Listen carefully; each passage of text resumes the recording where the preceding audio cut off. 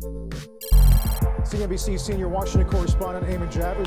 Eamon, we're already seeing the fallout from this hack. A ransomware attack in Iowa, this time targeting New Cooperative.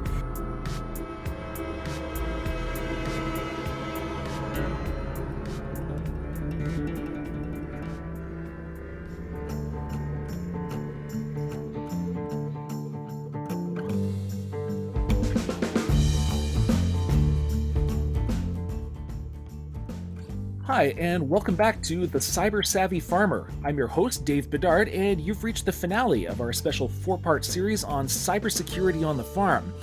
We've been talking about all kinds of forms of cybercrime, misinformation, and manipulation, and their potential to disrupt your farm specifically, and the agriculture and agribusiness sectors in general, and who's behind this sort of thing and why. So now that we've looked at the threats to digital infrastructure, how do we batten down the hatches against them? Can't cheap out on this. I think that you really have to look at it in a very humble way, and make sure that you're using external partners appropriate to kind of audit what you're doing, because you need that sort of sober second opinion. I would say, take that position and that mindset. It's not if, it's when. But also have a plan and write it down and know what to do if and when it happens. That was Marty Fisher, president of Sherpa Marketing, speaking on a panel at the Agriculture Enlightened conference in Winnipeg a few months back about a cybersecurity attack at that company.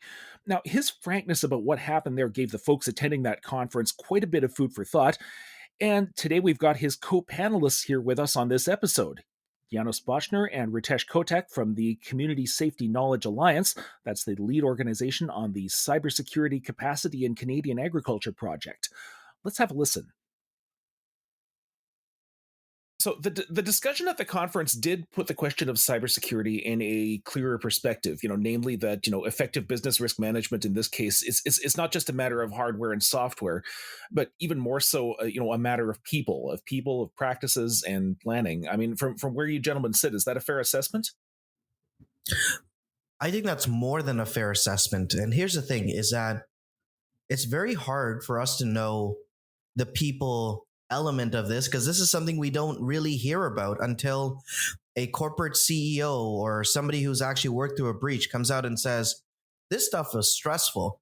And I've seen situations, and we've been at conferences where individuals have literally said that their IT managers or the people that were in charge of cybersecurity within the organization, when they actually got to deal with a breach, they end up taking a leave of absence afterwards, or even throughout in some cases. And the reason for that is we usually think about it this way: technology, process, then people. I'm going to repeat that: technology, process, then people. We think that technology is going to solve everything.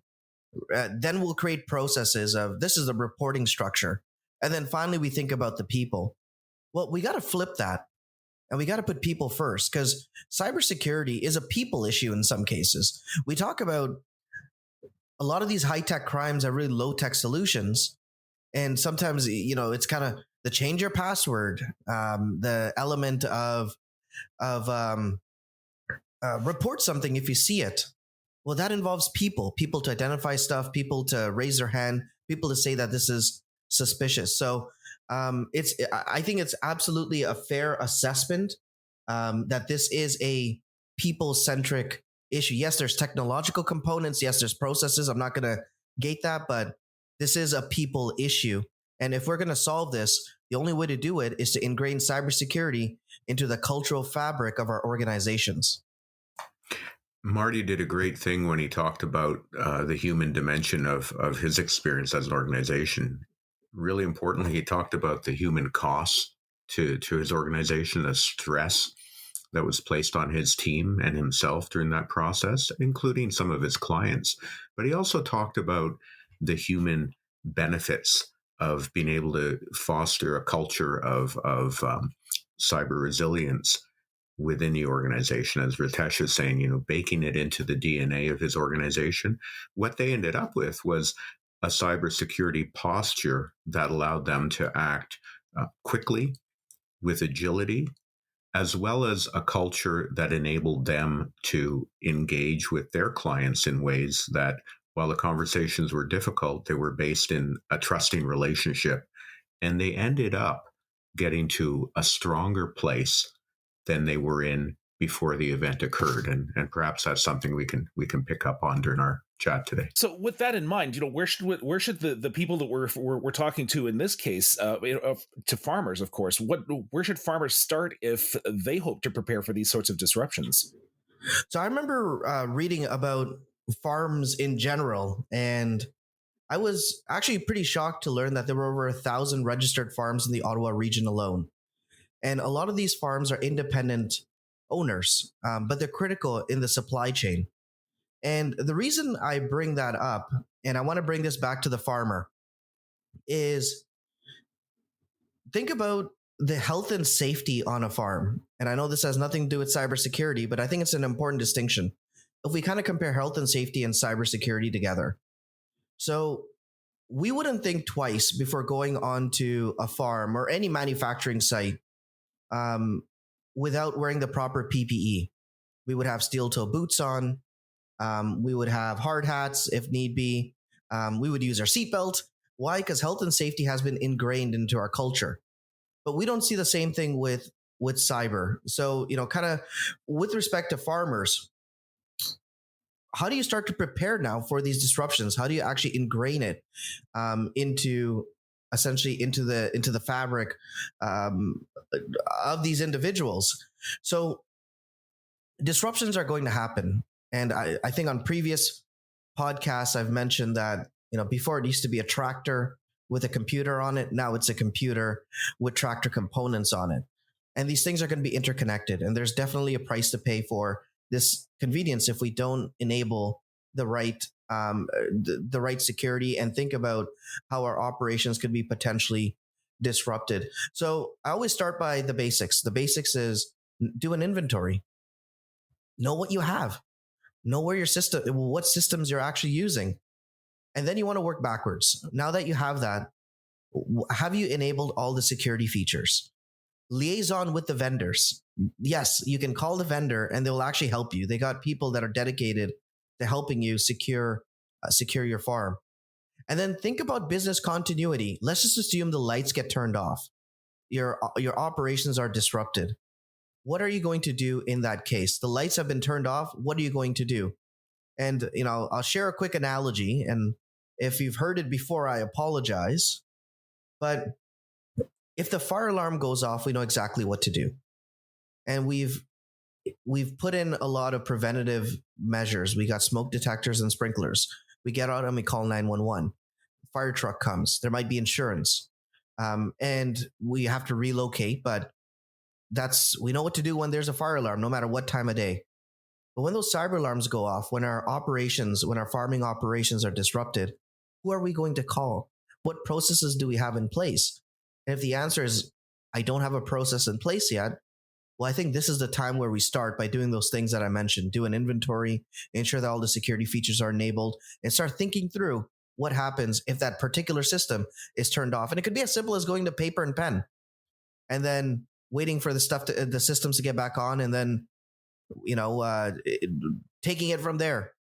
But think about these things. You shouldn't be thinking about it when you're actually in the midst of a cyber attack. Let's build on that for a sec. So we know that there are a lot of things that farmers already do that have a lot to do with risk management and a lot to do with strengthening their own resilience. When we think about natural disasters, when we think about disease outbreaks and the like. So part of this is going to be talking together and understanding, what do we already do that's kind of like what this is about?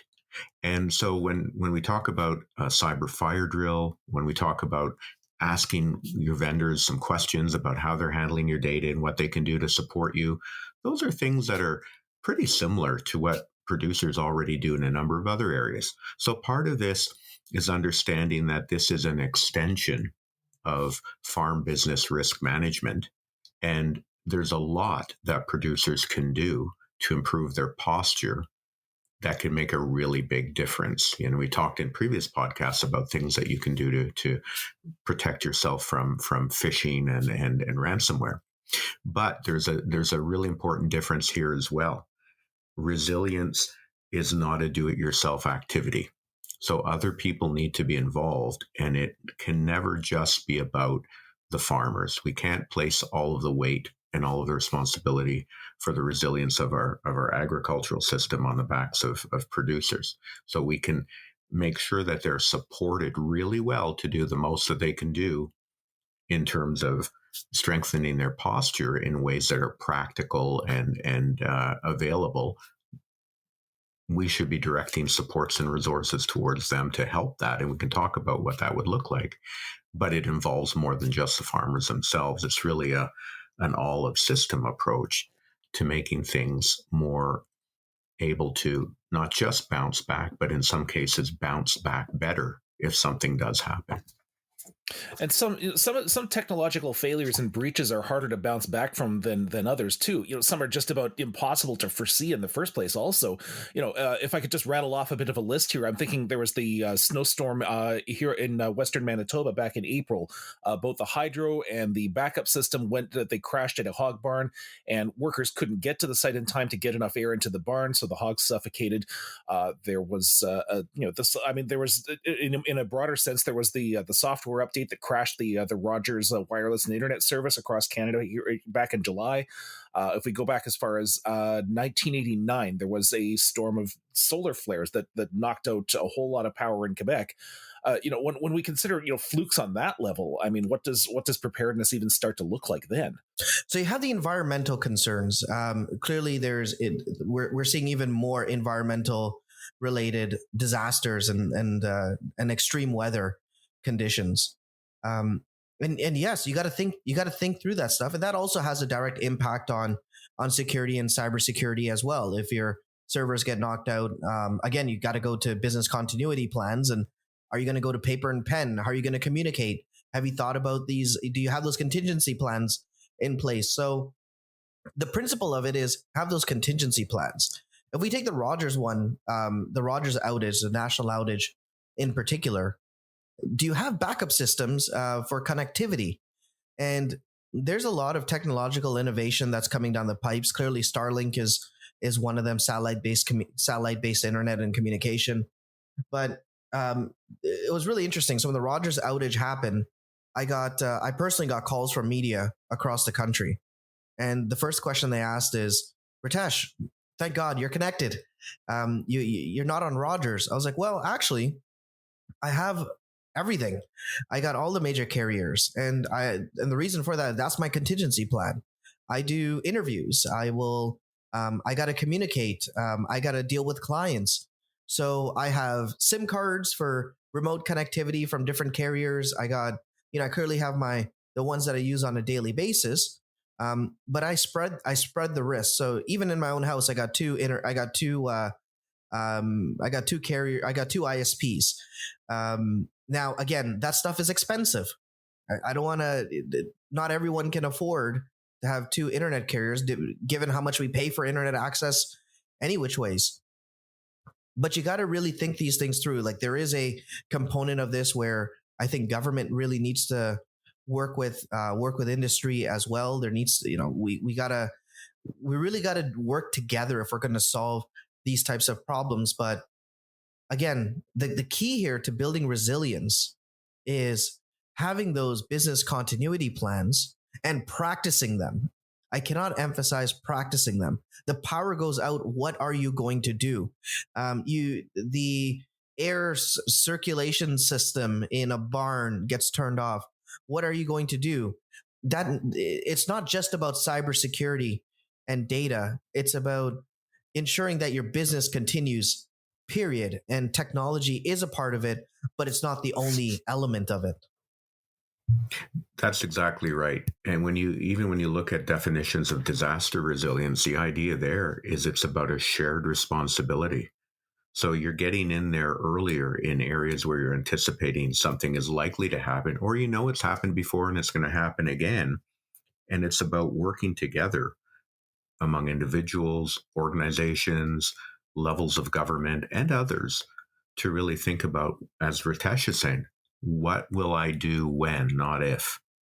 And what are the best ways to be able to adapt on the basis of learning from past experience, so that when it happens again, just like your immune system learns, sometimes if you've been exposed or an animal's been exposed to a particular disease, the immune system adapts, and the next time it encounters that disease, it's in a better position to contend with it. It doesn't mean it might not have some symptoms, but it's going to be able to, in those cases, do better and recover more quickly. And sometimes, as I was saying before, the organizations or a farm has an opportunity to say, hey, I've learned from this in the past. I'm in a stronger position, like Marty, to be able to bounce forward rather than just recovering to where I was before. So yeah, no, maybe building on exactly what you're saying there is maybe another component of this could be building community. Absolutely. Right? If we're all in this together, it only makes sense that we all help each other out. And if you're a farmer, communicating with the farm adjacent to you and next to you, because if the power goes out or if connectivity goes out, we're all, it's not just you that's probably going to be in that situation. There's going to be multiple people in that situation. And I think all the more reason for community to come together to help each other out throughout these types of incidents, because one person can't do it alone. That's the ticket. When it comes to food, we really are all in it together. And when we think about resilience, it's about building the resilience of groups and systems, not just individuals. So resilience is about helping people who are affected get the kinds of resources they need when they need it in ways that make sense and are helpful to them in that moment. And that's a collective effort. So when we talk about our idea of cyber barn raising, it is very much about building a community across an entire agri-food ecosystem that's essential to Canada's prosperity and well-being. And I'll just give you a quick analogy. It's not the best analogy these days, but when you've got a major military alliance like NATO, they practice regularly across all member organizations and across all branches of their military, focusing on different kinds of scenarios that they might have to respond to. Why? Because they have to make sure that they have interoperability. They have to make sure that they're agile and they can respond in an effective and coordinated way when different kinds of events may happen. And sometimes that involves response to natural disaster potentially as well. So we can learn from those very large scale practice runs and think about what we can do together to make sure that we're better prepared in the event that something happens from a cyber perspective or a natural disaster perspective to our critical supply chains involving the ag food system.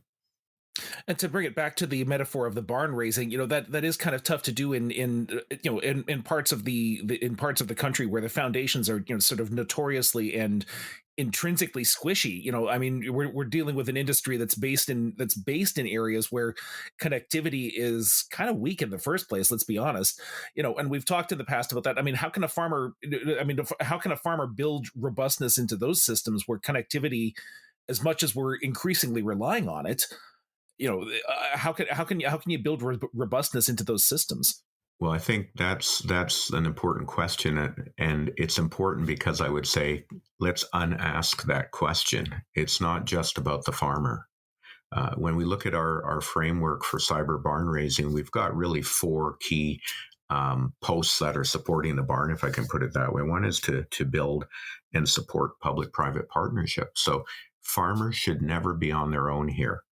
We need to think about putting producers at the center, but really including all of the relevant stakeholders in conversations that involve listening carefully to the needs of producers, learning together, and building adaptive capacity going forward. That producer-centered approach does involve strengthening on-farm cybersecurity, and there are a lot of things that we can start to do in terms of pushing resources towards producers, making sure they've got education and training opportunities, ensuring technical supports are available, where they need it and when they need it. So when we're thinking about rural connectivity, that's going to be really important here as well. The third piece is thinking about how to develop workforce capacity, and not just for cybersecurity professionals, although that's going to be important. But when we look ahead to that next generation of ag producers, what can we do to help them start to bake in that cultural acuity to cybersecurity that Ritesh was talking about? And then the last thing is really thinking about strengthening governance to strengthen trust within the agri-food value chain, so that people can work together, knowing that things like data will be protected. There are safeguards in place. There are standards and regulations to ensure that producers feel that they can do what they need to do with the data that they have produced, and that tech providers can be in a stronger position to advertise the value that they can bring to things like precision ag and all of the benefits that come from that. So it's really an all of system perspective that, as Ritesh says, at the end of the day, is building and sustaining a community of better practice that's focused on resilience, and that understands that cybersecurity is primarily a human thing rather than just a tech-centered thing. And Janusz, that's why it's going to be really important to communicate this and educate, right? Let's be realistic. How many organizations have IT departments? How many organizations have access to cybersecurity professionals? Probably a handful of organizations. And the majority of our ag sector is independent owners, business owners, small business owners. So I think we really have to, as a community, as society, and governments, right, come together and say, this stuff is important. And creating a 50-page report is not going to do anything. We got to put money where our mouth is. We got to invest in training. We got to be able to communicate this. We got to do more of these types of podcasts that people can listen to really understand, what do I do in these types of situations? And that's where I think that our greatest strength lies, is in our ability to convince people, A, this is serious stuff. And B, don't worry, you're not in this alone. We're all in this together. And here are resources. Here is access to a community. Please reach out to these individuals, and we will help you get to that stage. Because I think what we learned is, with the latest breaches that we're hearing about on the news, one element of that supply chain goes down, there's a ripple effect across the country. And it's not just in that sector, it's every sector. If a food producer goes down, that impacts tourism, that impacts retail, that will impact restaurants, that will impact just about the employees, that will impact just about every sector, because it's so interconnected to our national security and sovereignty. So it's just really important we get it right. I don't know what your thoughts are about that, but it's important to communicate this, and it's important to educate. Absolutely. And I think it's important to help everyone understand that there are ways of thinking about this that are very similar to ways of thinking about things that we're more familiar with.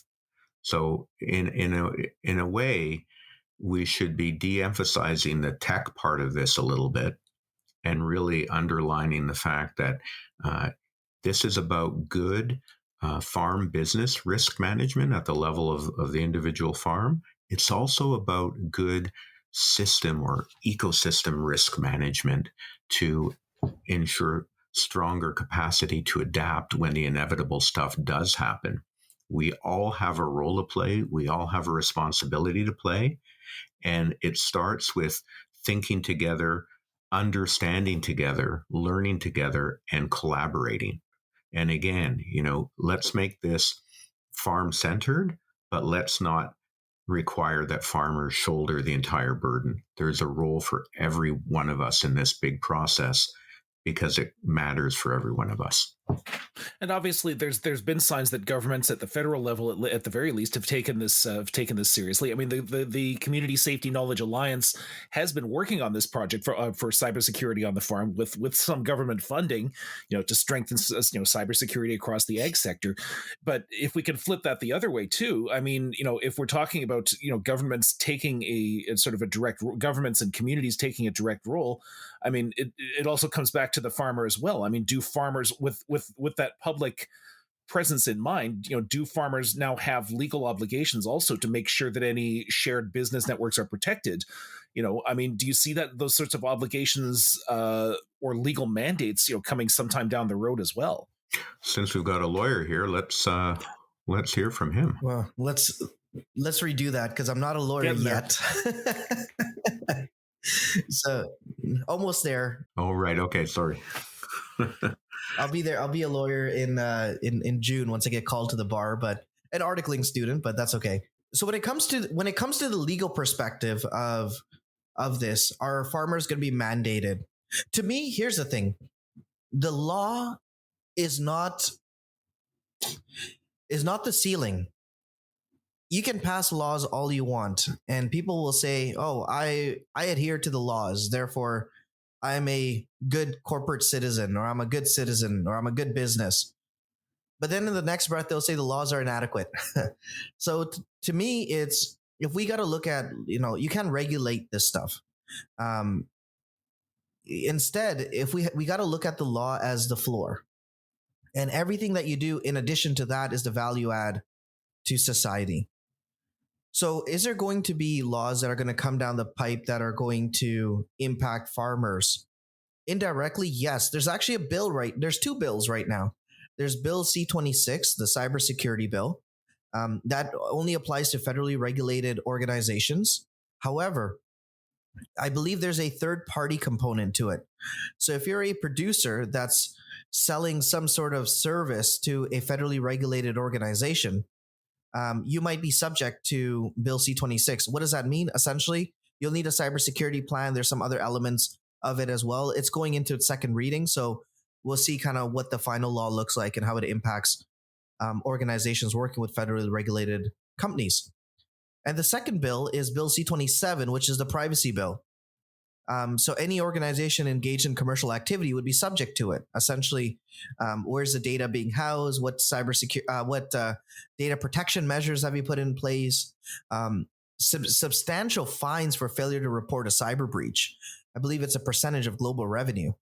And the creation of a tribunal. There's also other elements of it as well. So if you on your farm want to use technology that uses some sort of artificial intelligence, well, there's going to be a new position created, the AI and Data Commissioner, and kind of how we regulate artificial intelligence moving forward. So yes, there's going to be laws coming down the pipe that are going to impact farmers, but those laws are not the ceiling. We got to look at them as the floor.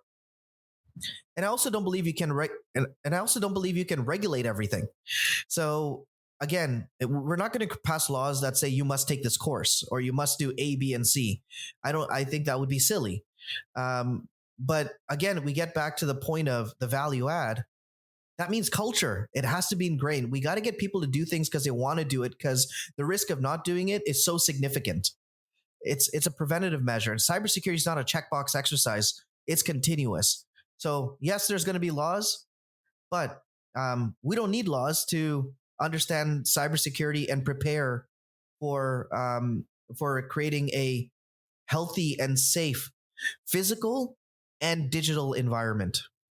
And I hate to sound like the prophet of doom here, but for all the discussion out there about working cybersecurity into business risk management as well, it does seem that a lot of larger businesses in this country are sort of going the wrong way.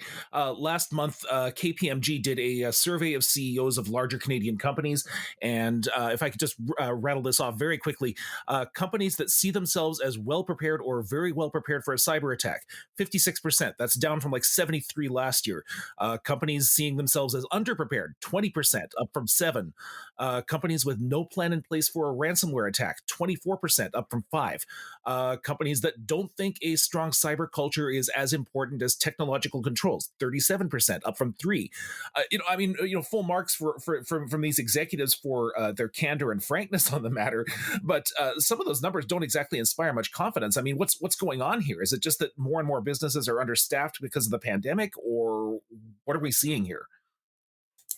Well, I think it's not surprising when we look at the research that we've carried out and the insights that's generated. Cybersecurity is still not a priority for farmers anywhere. Whether we look across some of the preliminary survey research we've done, research done by others, and even research done in other countries, it's not in the top 10 list of things they're thinking about at the moment.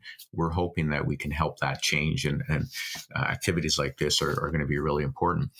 But organizations also have different pressures, and sometimes they haven't elevated those kinds of pressures and concerns related to cyber to the level of senior executives or to the level of boards of directors.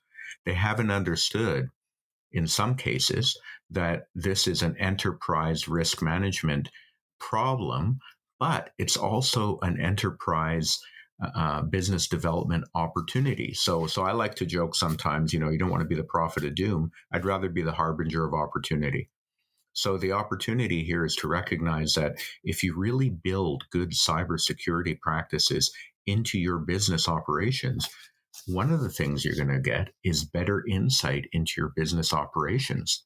And that's going to help you to strengthen your competitive advantage as a business. The final thing I'd add is, as humans and as collections of humans, organizations are no less subject to different kinds of cognitive biases or ways of misperceiving the world as any individuals are, and sometimes that means that you fall a little bit victim to the optimism bias, the idea that things aren't going to happen to us that are going to be negative, or things that are familiar are going to guide our decision making for the future, or sometimes a myopia bias, the idea that, we're just going to focus on the present benefits of how we're doing things and perhaps not look a little bit further ahead to some of the risks, but also opportunities on the horizon that might require us to do things a little bit differently.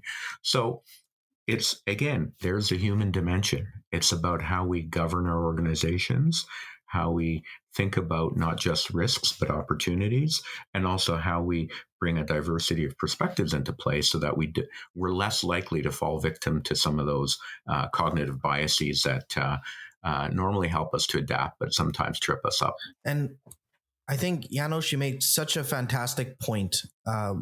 And I think the reason these numbers are the numbers that they are is quite simply because it is still a very reactive model. I'm not going to think about ransomware and cybersecurity because it's not going to happen to me. It still seems to be the kind of the saying that I hear when I talk to people. And how much did you spend on cybersecurity last year? Oh, not that much. Just we're just extra cautious and careful. Do you have business continuity plans? Nah. Have you tested it? No.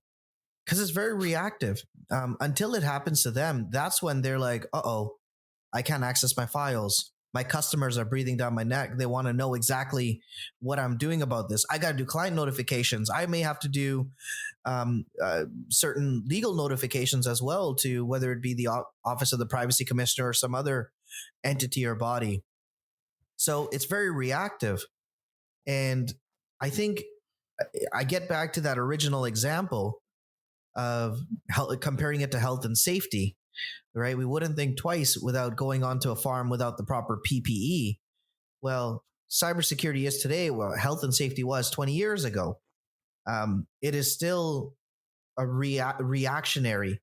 And I think having, again, these types of conversations, the more people get exposed to the risks of cybersecurity, just how expensive and just how difficult it is if you've been breached to get your systems back up and running. Not to mention the human component of this, where you have individuals that are stressed out. You'll have the huge impacts on kind of the personnel issue, the morale issue within your organization. And until people start seeing more and more of that, which they are now, that trend starts to shift from reactive to proactive, from this being a checkbox exercise to this being something continuous within the organization. And I do hope that after all this discussion about responsibility as well, that farmers don't come away from this thinking this should all be up to them. And I'd like to, as much as I'd like to keep talking about this for a while yet, we do have to wrap this up soon. But if we get back to the barn raising analogy, the cyber barn raising analogy, what can others, and by others I mean us, other farmers, what can we be doing at our level to help farmers prepare? I think number one, continue the conversation. The conversation is gaining momentum. That's really important. Number two, producers, their associations, and all of the organizations that are really on looking out for the well-being of our producers should be having conversations about what can we do that we're doing already and do more of it to make things better. But where do we need to get help from? And let those parties know that more help is required and more help needs to be directed to producers. Number three or number four, levels of government and the private sector need to increase their level of dialogue and start looking towards the kinds of collaborative structures and processes that are going to make a difference in terms of directing resources, amping up education and training, and also thinking about things like governance that can help producers and help the overall system to achieve a better position in terms of its cybersecurity opportunities. Janos, I'm just going to add one more to that, and that is build community as well. Okay, and for all this discussion about continuing the conversation, we are going to have to conclude this conversation right at the moment, unfortunately. But I do hope that we've given people food for thought with this series, and I very much appreciate both you gentlemen taking the time to take part in this series, and also thanks to Dave McMahon as well, who was on our previous episode. Janos Bochner, Ritesh Kotek, thank you very much for your time, and on behalf of everybody here at Glacier Farm Media, and I hope we can continue this discussion very, very soon. It's been a real pleasure. Thanks so much, and significant thanks to Glacier Farm Media for supporting this important dialogue. On behalf of Glacier Farm Media, you're more than welcome. And to Janos Bochner, thank you very much for your time today. My great pleasure, Dave. And Ritesh Kotek, thank you very much for your time today. Thank you so much for having me.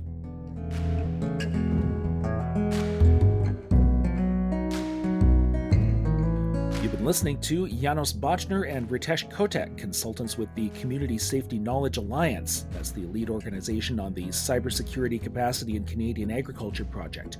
For more information on that project, check out cskacanada.ca/projects. Well, this concludes our special 4-part series. I'd like to thank our guests for all their help and cooperation in putting this series together, and by all means, let's keep this conversation going. If you have any thoughts on what you've heard or other concerns relating to cybersecurity at the farm gate, contact the CSKA or feel free to drop us a line here at Glacier Farm Media. You've been listening to The Cyber Savvy Farmer. I've been your host, Dave Bedard. Thanks for listening.